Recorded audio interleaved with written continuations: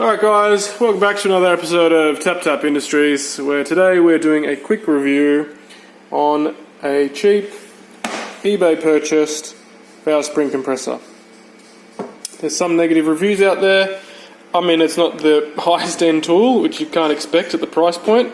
Can't remember how much it cost, but it was cheap. I'll leave a link in the description of the video, and you'll be able to order your own if you want.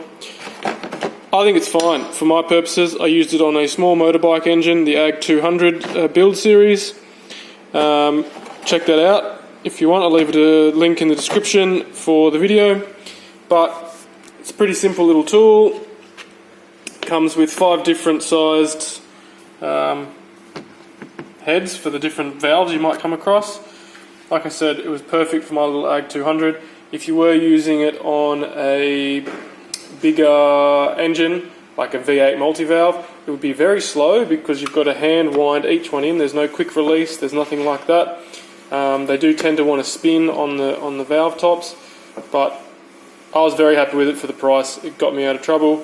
There was no other way I was going to be able to do it without either making a tool, which would take way longer than the time it would take to earn the money to buy one of these, which was I think like 20 odd bucks. Anyway, check out the link in the description for more info on the product. I would definitely use it again, and if I was doing small projects, particularly motorbike engines, I would recommend it. At the end of the day, it's up to you guys. You make your own choices, live your own lives. But that was my experience with it. I was more than happy, particularly at the price point. Hope it helps. See you guys.